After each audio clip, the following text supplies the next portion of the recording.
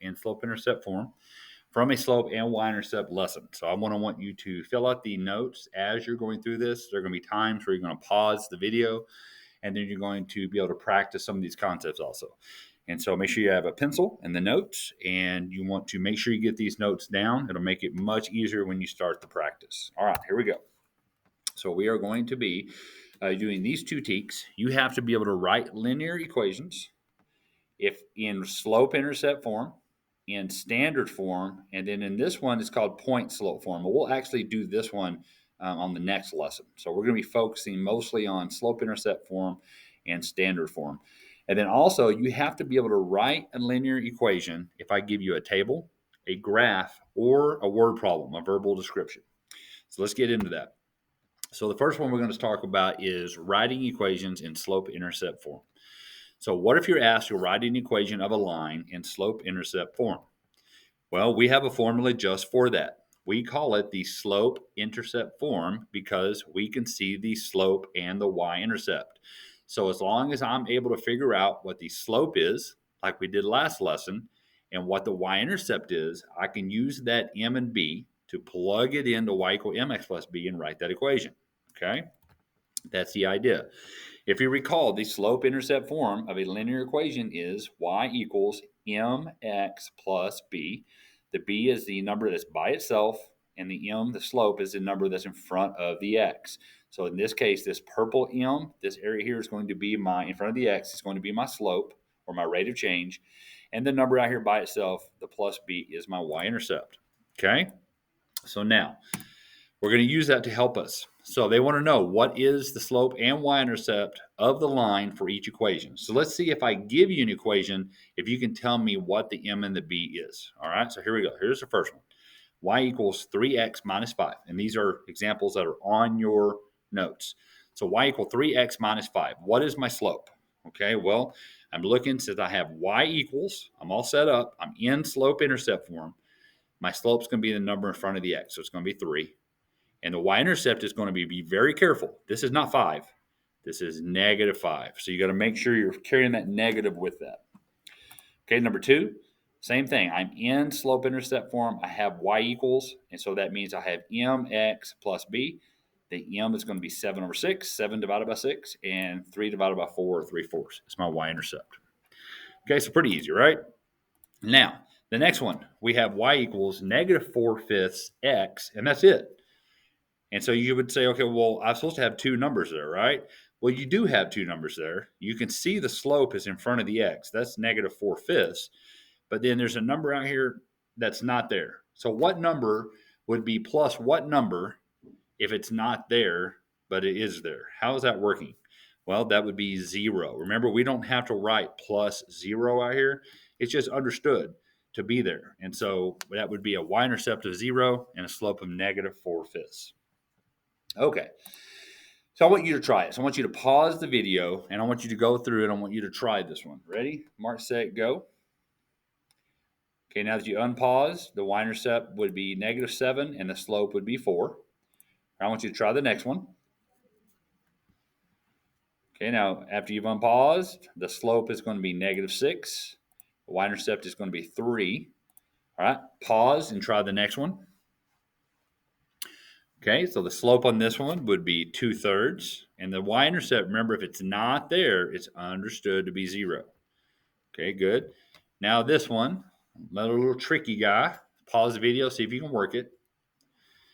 All right, so in this case, you can see the y-intercept, but what number would be in front of x if it's not there?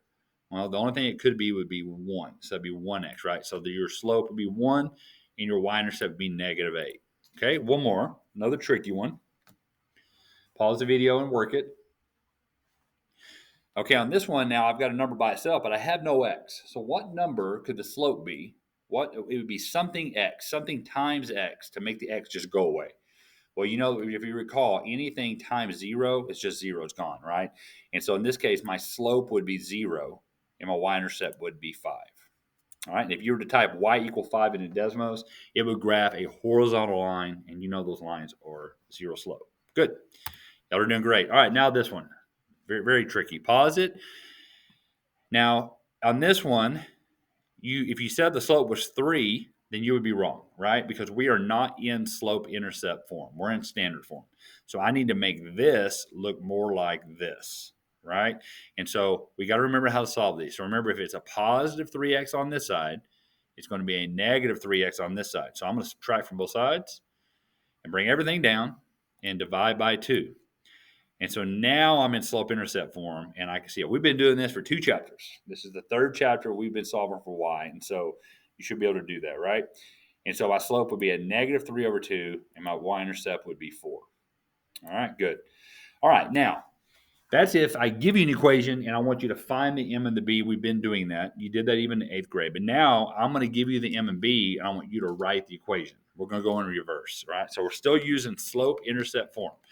So if I give you a slope of 2/3 and a y-intercept of -5, remember we're going to write it in y equals mx plus b. And so I'm going to write y equals 2/3 x plus a -5, or y equal 2/3 x minus 5. Now this one, I have a slope of 1/2, a y-intercept of 0. So my slope, once again, is going to be here, and my y-intercept is going to be here. So that's going to give me y equals 1/2 x plus 0. But remember, we don't need to write plus 0. We can just write y equal 1/2 x. Number 6, example number 6, we have a slope of 0 and a y-intercept of -2. I'm going to go and fill everything in, and then I'll clean it up. So that's going to give me y equals 0x minus 2. And then we know that 0 times x is just 0. And so that would just give me y equals -2. So that's the general idea. Is I'm going to give you a slope and a y-intercept and have you write that equation. All right. I want you to try it. Go ahead and pause the video. Try it. Okay. If you got y equals 3x plus 5, that is correct. Let's try this one. Pause the video. Okay. If you got y equals 2/3 x plus a -6, or just -6, then you got it right. All right. Now I want you to try this one. Pause the video. All right, so this one you would have got y equals 0x plus 4, and we can clean that up and make it just be y equals 4. And then this one, pause the video. All right, that would give you y equal 1/2 x plus 0. And remember, we don't need to write that plus 0, so it's just y equals 1/2 x. Okay, last one. Okay, this one you would have got y equals -1x plus 5, and then remember, we don't need to write the 1, so we can just write that as y equals -x plus 5. It's understood to have a 1 there. Okay, great. Now, we can graph any equation that's written in slope-intercept form. So if I had this equation, you know what the slope and the y-intercept is. You can pull those off. Then I can say my y-intercept is 5 and my slope is 2/3. Now, obviously, we'll be able to check these and we'll be able to graph these in Desmos by just plugging this equation in. But it's a good habit to be able to know how to graph these on paper. So every time that you start to graph an equation in slope-intercept form, you're going to start at the beginning, and you're going to put 5 on the y-axis. So I'm going to start by putting 1 point at 5. That's where I'm starting. And then to find my next point, I'm going to use rise over run. So this tells me to go up 2 and to the right 3. Rise over run. And I'm going to put another point right there. So I began at the y-intercept, and I moved with the slope. And then that gives me the 2 points I need to be able to graph that line. Okay? All right, so let's try another one. If I have y equal 3x minus 1, what's my y-intercept? Well, it's -1. And what's my slope? It's 3. But remember, it's not just 3. It's 3 divided by 1, because we need to have a rise over a run. So remember, a whole number, you could always put a 1 under it. So I'm going to start with the y-intercept. I'm going to begin with b. -1 is right here on the y-axis. And I'm going to move with m. So I'm going to go up 3 and to the right 1. Put a point right there. And that gives me my 2 points to be able to graph my line. Now, we could keep going, right? I could go up 3 over 1, up 3 over 1. I could keep going on and on and on. Okay. Not sure what happened here. Oh, we have y equals. Okay, all right, here we go. Let's just do this one. I'm not sure what happened there. So we have y equal -2x plus 4. My y-intercept is a 4. And my slope is -2, and we're going to make that be over 1. So I'm going to start at 4. Then I'm going to go down 2 and to the right 1 to move to my next point. So I began at 4 with my b, and I moved with my m to get negative 2 over 1, and that gives me my line. All right, y'all are doing great. All right, how about this one? This one's a little bit tricky. What is the number that's in front of the x for my slope? Well, that would be a 1. Remember, it's understood to be there. And if there's nothing out here on my b, what would understood to be there? That's right, it would be plus 0. And so my y-intercept is 0. My slope is 1 over 1. I'm going to start at 0. I'm going to go up 1 into the right 1 and put another point. Remember, I begin at 0. I move 1 over 1, and that gives me my line.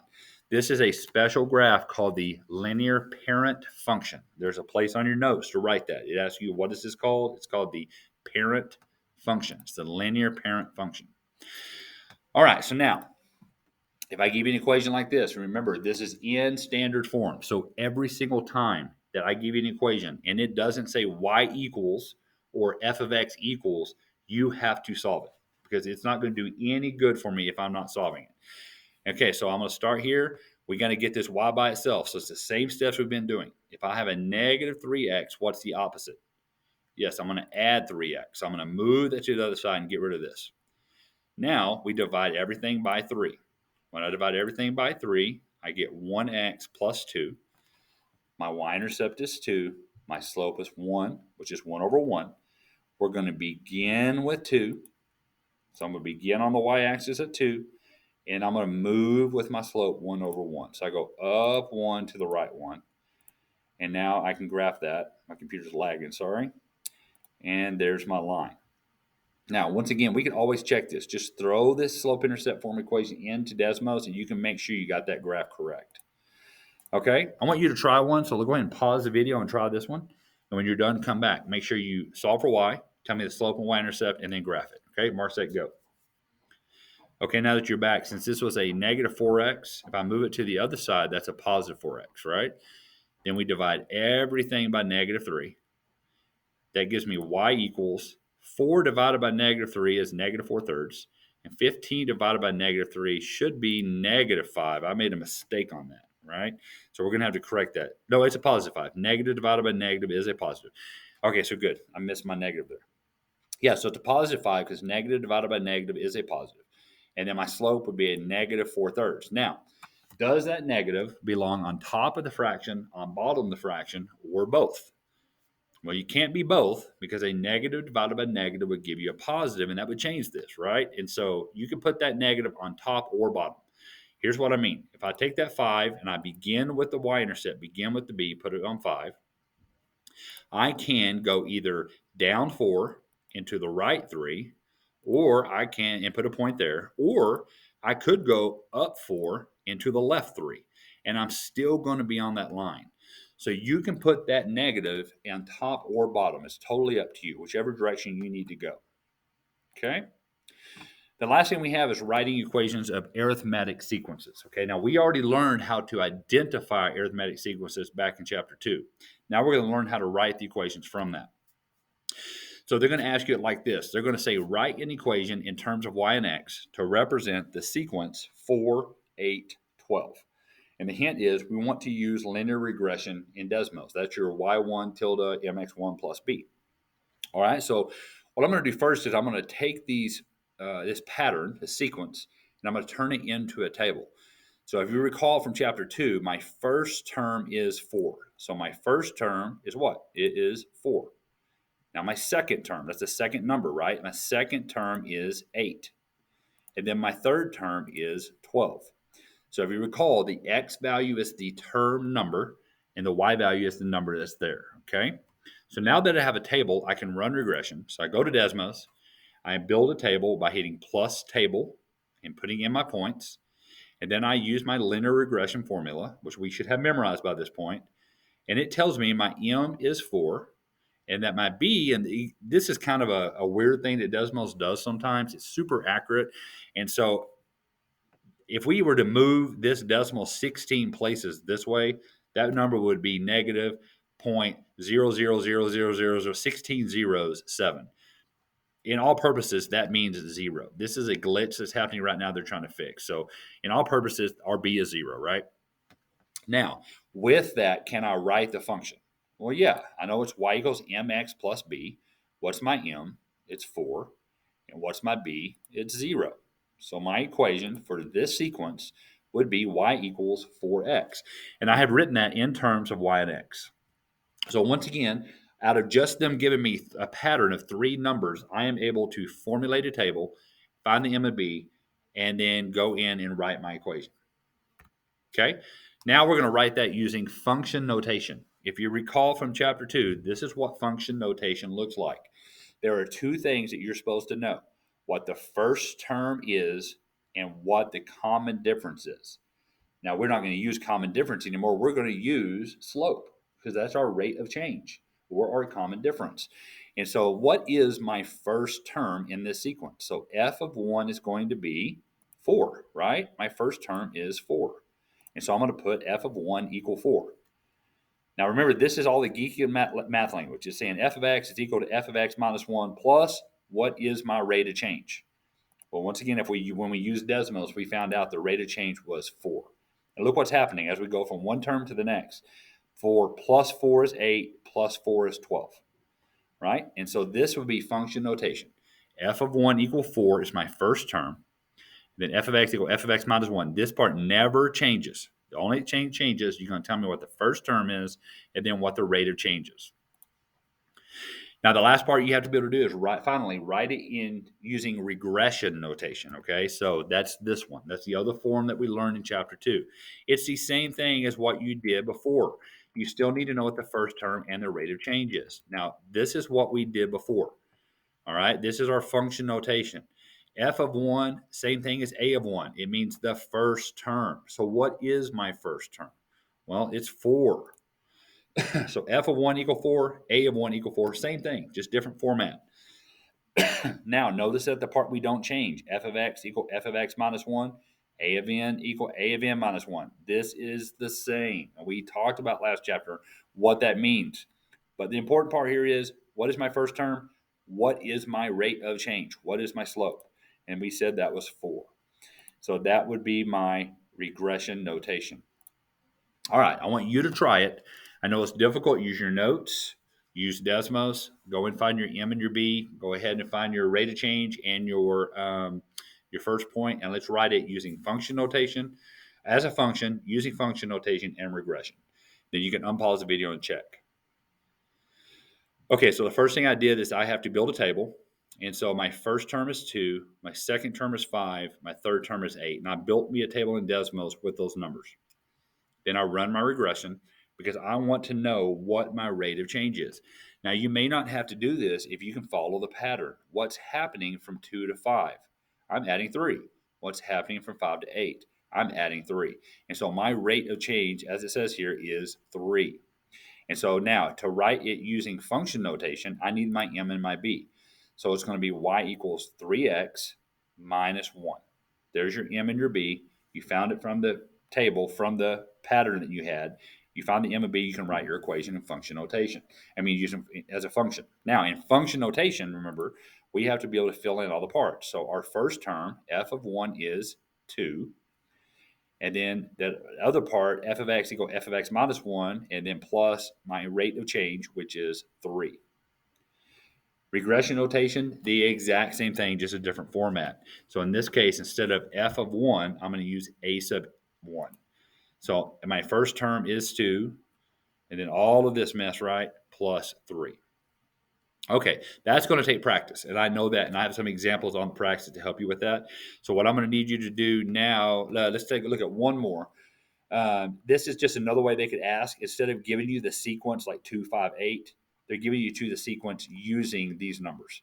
So this means the first term is 4, right? So that's 1, 4. The second term is 7. That's 2, 7. And the third term is 10. That's 3, 10. So I just built a table with those numbers. And then run regression, and I know what the M and B is, and I can do what I need to do. What's important when you're writing regression notation is the first term. They're giving it to you. A sub 1 is equal to 4. And then the other part is, what is my rate of change? And so I need to know the format so I can write it down. A sub 1 equal 4. That's my first term. And then A sub n equals A sub n minus 1 plus 3, which is my rate of change. We went from 4 to 7. From 7 to 10, that's plus 3, right? It told me my slope was 3. So the biggest thing you have to be able to do is memorize this format and memorize the function notation format so you can fill in the things when you find them. Okay, so now I'm going to want you to go to attempt the practice assignment.